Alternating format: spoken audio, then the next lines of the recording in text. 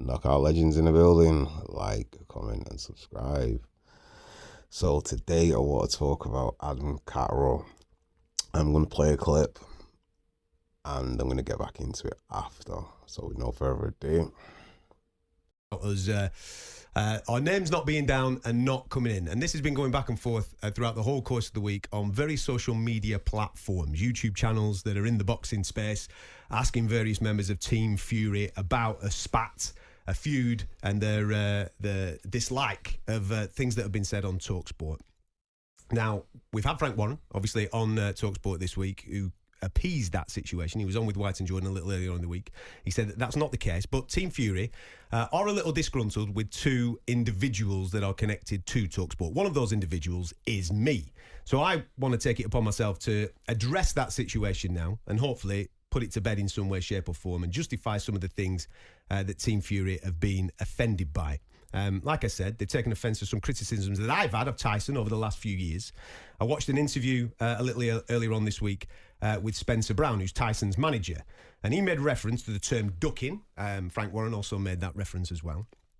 And they also made reference to me asking the question whether Tyson Fury is a myth and that I profess to be Tyson Fury's friend. Now, he said, this is Spencer Brown, he said that I should be ashamed of myself for the way that I've been carrying on over the last couple of years. Now, I respect Spencer immensely.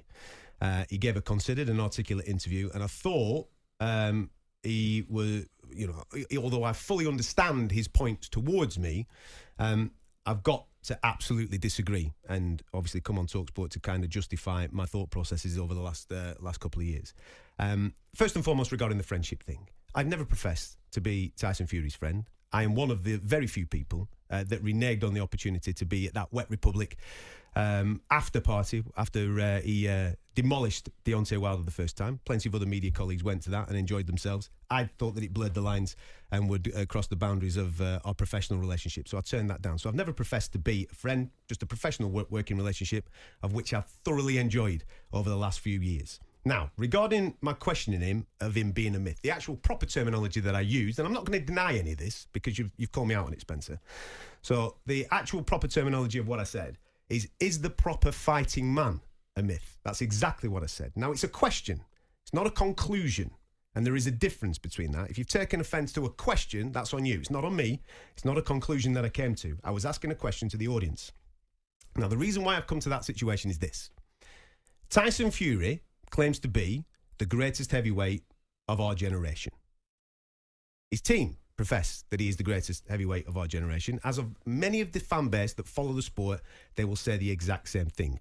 My question is, how do you come to that conclusion? If it's just eye test, fair enough. I think a lot of people would agree with that.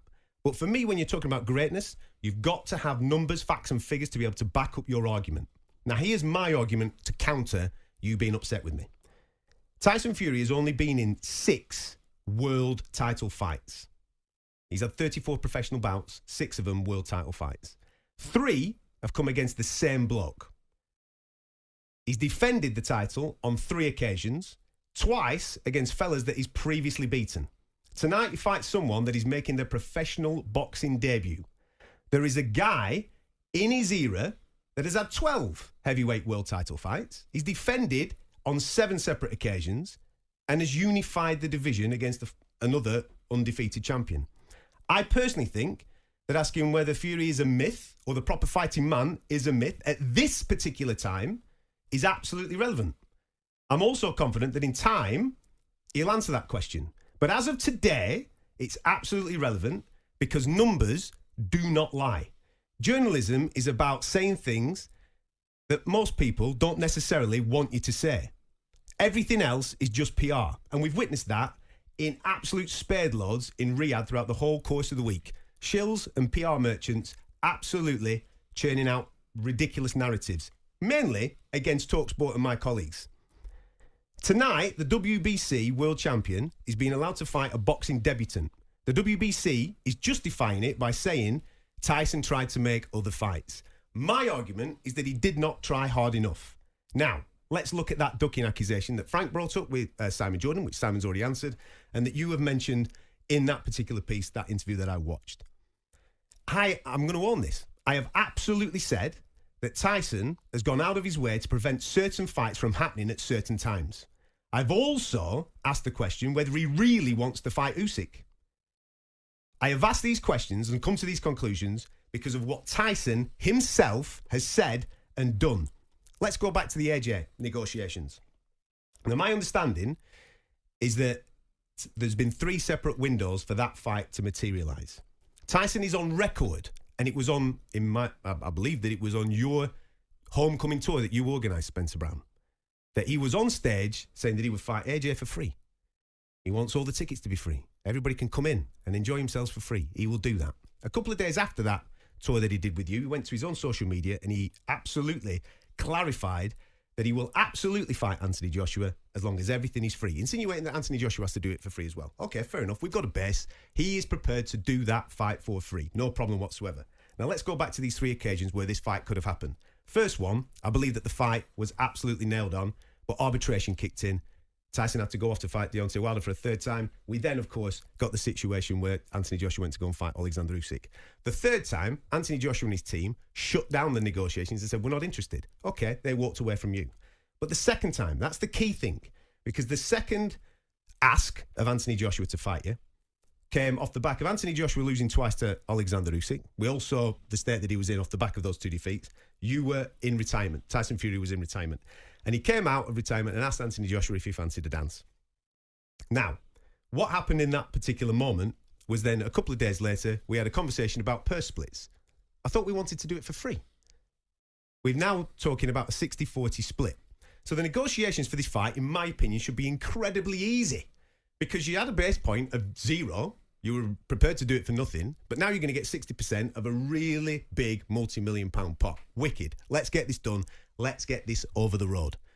The conversations I had at that time with parties on both sides of that camp were very positive. Listen, man, this is the best place we've been in. I think we're going in the right place. This fight is going to happen. Wicked. I'll sit back and wait for this date to come through.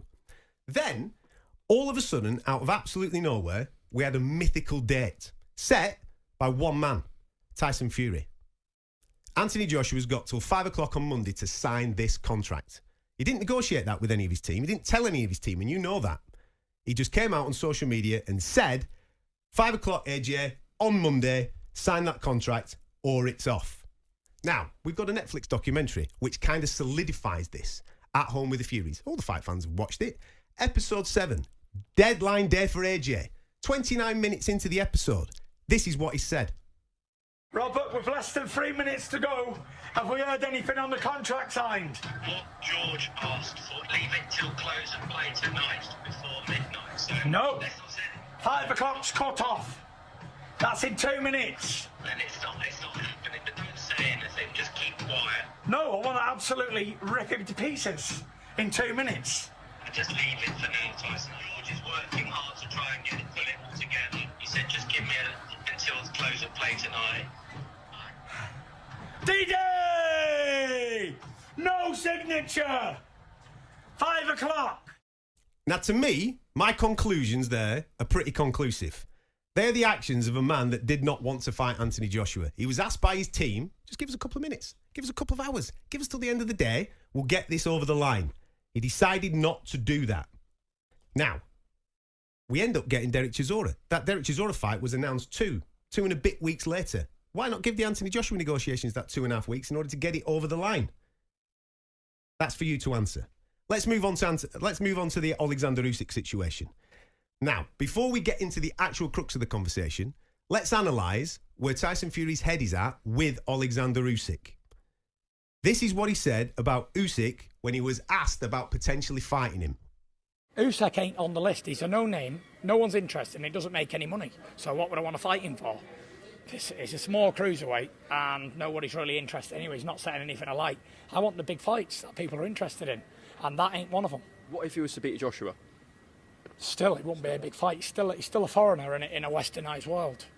The belts are back in the West, and they're going to stay there. And, you know, so whatever it sounds like, the heavyweight champion should be from Britain or America, nowhere else. That's it. Because maybe in Ukraine he might be a big star, but Britain or America ain't interested in some Ukrainian boxers boxing in Ukraine, and that's the way it is. The heavyweight champion of the world needs to be in the West, and that's it. That's how it goes. Again, pretty conclusive. He said it, not me.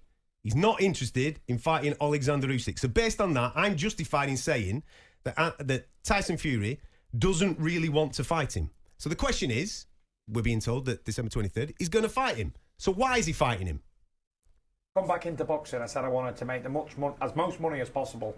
That's what I said to my lawyer.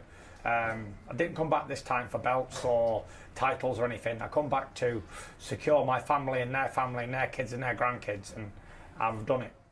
So let's just get this straight. In April, when all the negotiations were going on and we're talking about 70-30 splits and rematch clauses, this, that and the other, when there wasn't a big bag of money on the table, we get social media roadblocks and we don't get a fight. However, now, when there's a big bag of dough on the table, we get social media silence and the fight ends up getting made. I'd like to reiterate at this point, because this is absolutely fair and we're trying to be transparent, that Team Usyk are the ones that eventually walked away from the negotiations in April. That's why that fight ended up getting pulled to one side. I have absolutely always said Tyson Fury is not interested in who stands across from him in a boxing ring. I've also always said that he's not interested in becoming undisputed, unlike Alexander Usyk is. I have also said that if there's a big bag of money, Tyson Fury will fight King Kong, Godzilla, you name it, he will be there, absolutely. Why do I think that? Because he is the person that has told us that. I've just played those clips to you. The only reason we are getting Fury versus Usyk at the end of this year, fingers crossed, is because greed and ego have been satisfied. And I'm absolutely thankful for it. I'm delighted for it. Because without that Saudi Arabian money, it wouldn't be happening. It's the best fight in boxing, best fight in heavyweight boxing. It's historic. And at this point, I want to commend you, Spencer Brown, because I know that you've played a massive role in being able to make that happen. You have been the go-between between all these parties to get that over the line. Well done. And I will always, always, always give you props for that. Now, I'd also like to point out that a couple of weeks ago, I'm on record in predicting that this would happen because I told my audience on my podcast, Fight Disciples, that Fury Usyk would play a role in some way, shape or form in the Riyadh season. And here we are. Now, given Team Fury's feelings towards me, I'm not blind. I fully appreciate that I'm probably not going to be in attendance for that undisputed heavyweight championship fight. I can live with that. Doing what I do for a living, I own what I say, and not everybody is going to like it. I accept it. I'm not one of these that is going to say things behind your back and suck up to your face like so many others are doing in Riyadh to you this week. I've proven that on countless times. Go and ask Frank Warren. Owning what you say is important. Getting upset with someone because their opinion is based on the things that you said that you do not want to own is ironic in my world. You can't get mad at a guy for questioning whether you want to fight someone when you're on record saying that you don't want to find that same someone. Be consistent. It leads to less confusion. To finish off, here's my invitation. Over the next 48 hours, Team Fury, Spencer, I'm coming to you in particular because you're the leader of Team Fury, it seems, this week. Many YouTube channels are going to stick a microphone in your face and they're going to ask you to respond to what I've just said. Don't do it. Me and you are men of a certain age. We don't need to be going back and forth with tittle-tattle on social media and on YouTube channels and all this type of stuff. We've got a big shiny studio here at Talksport. When you get back from Riyadh, be here. Come here. Simon Jordan will welcome you onto his show. I will welcome you onto my show. I'm here most Saturdays. If that's a bit too much and you don't want to do it in public, get my number off somebody. Let's go for a coffee. You can air all your grievances towards me. I will try and justify them. If I can't, I'll hold my hands up. But everything I have ever said about Tyson Fury has been because of his words and his actions. That is it. Nothing made.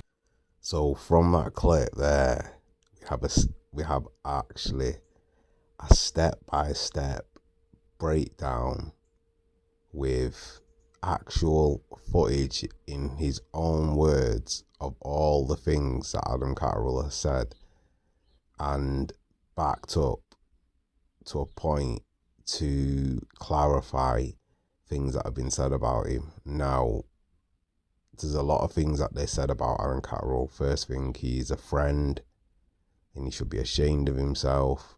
And basically, the term that Fury's the myth of a fighting man, and then he's ducking. The way Spencer handled himself, I mean, the way Adam handled himself and just answered every single thing that was said, that he said, with actual proof. There's not even really much I can say. He actually says everything that we've all been saying about Fury and his antics. And he says it pretty brief and succinct and clear. And there's a hint of sarcasm there when he's saying it, because he knows what he's saying is the truth. Wow. He addresses him not being his friend, just says, I'm a journalist. Then he says the myth of the fighting man, because he doesn't want to fight people when people come up to fight. Like, obviously, the arbitration time he was supposed to fight Joshua, that was a PR stunt to get fans to flock to the Wilder fight. Then the second time Joshua fight didn't get made, Joshua walked away, but obviously unreasonable demands. Then the third time he made a deadline and then made it impossible. And then on the Fury Netflix thing, he made the deadline 5 p.m. and no, I'm not going to give him no more time. Even when his own people were saying, give us more time, we'll get it over the line. So even then, the fight still would have got made, even due to the unreasonable and crazy demands that Fury had. It's just Fury likes to do things in a way which will give him promotion for whatever he's doing. He wants to be in control. It's egotistical. And then what was the other thing? The myth of the fighting man, which is kind of true, because he say that he's the best of the generation, but compare it to the other heavyweight boxer that's had 12 title defenses and unified against an undefeated boxer. It says a lot, doesn't it? You know what I mean? When you look at the comparison, and this is the guy that is still fighting, you know, the best he can find in the division, and even undefeated fighters as well, or former undefeated fighters, I should say. But it's a bit bizarre. This is a bit weird. And out of the title defenses, he's fought 4 times and twice against the same man. So you're recycling fighters to sell to the public. And to be fair, he even had a hard night's work with both guys. So I don't know anyway, but like Adam, he even asked Spencer, I think it's Spencer Brown, Fury's manager, to come onto the show, and he would address anything that he wants to address, or if he wants to come and have a cup of coffee and a chat, and he will address it. And if he's wrong, he'll hold his hands up. But everything he's made, in the points that he made on the Talksport show, are quite clear. There's nothing that he's missed. It's proper on point. There's nothing I can even say. I agree with every single point that he's made. And to be fair, hats off to him, because that's what journalism's about. That's really good journalism. That's spot on. And I didn't expect that from Talksport, because of certain other members on the Talksport team, the way they act, you know, certain way. I know that he can't go probably as harsh and as far as he wants to, but just even that far of saying what you're saying is proper commendable. So anyway, what do you think of his comments, and do you agree? Like, comment and subscribe, and that is another one from Knockout Legends. Peace.